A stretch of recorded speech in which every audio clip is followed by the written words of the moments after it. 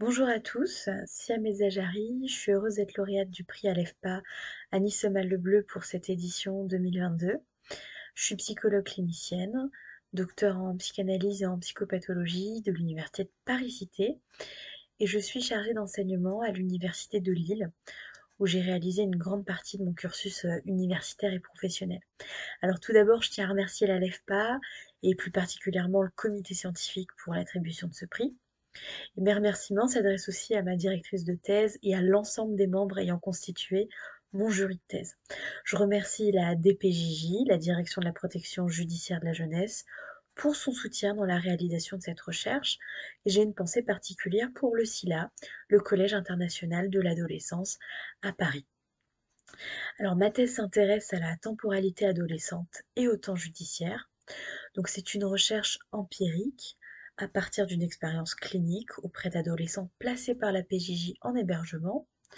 Donc dans ce travail, la question temporelle est centrale et elle concerne aussi bien les adolescents désinscrits de toute continuité chronologique dans l'immédiateté que l'institution en charge d'appliquer des mesures judiciaires temporaires. Alors, dans le cadre d'une mesure temporaire d'accompagnement, comment le psychologue peut repenser le dispositif clinique de façon à rétablir la continuité interne de ces adolescents et donc de les soigner. C'est la question de départ qui a motivé ce travail, qui propose un éclairage autour des dimensions interrelationnelles entre les adolescents et les professionnels, en appui sur un socle de connaissances en psychopathologie clinique et en psychanalyse qui d'ailleurs, et on le voit bien à travers cette recherche, ne se limite pas à son application à la cure analytique, mais peut permettre de penser plus largement le soin en institution.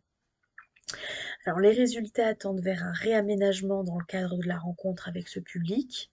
Ils mettent aussi en exergue le rôle de l'environnement institutionnel dans son ensemble. Et nos résultats pourraient s'élargir à tous les professionnels engagés dans une relation avec l'adolescent, indépendamment de la fonction ou du statut au sein de l'organisation. Donc en ce sens, tous les professionnels de la LEFPA qui exercent leur mission auprès de ces adolescents peuvent contribuer à instaurer ou rétablir une forme de continuité psychique pour ces jeunes adolescents. Donc cette recherche peut offrir une conceptualisation de la pratique auprès des publics PJJ, des jeunes hébergés en institution, relevant de la protection de l'enfance, comme par exemple les dispositifs dédiés aux mineurs non accompagnés. Ce travail permet aussi de sensibiliser l'ensemble des cadres aux enjeux spécifiques liés à l'accueil de ces publics. Grâce aux apports de ce travail, je suis amenée à dispenser des formations dans des écoles qui forment au métier d'éducateur, comme à l'UNPJJ, ou dans des établissements qui relèvent de la protection de l'enfance, ou des services de prévention spécialisés, etc. Donc c'est un plaisir d'accompagner divers professionnels qui interviennent dans le champ de l'adolescence.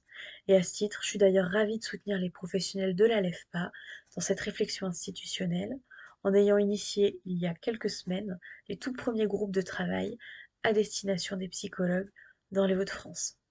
Voilà. Alors merci à l'association de créer des ponts entre la recherche et la pratique professionnelle.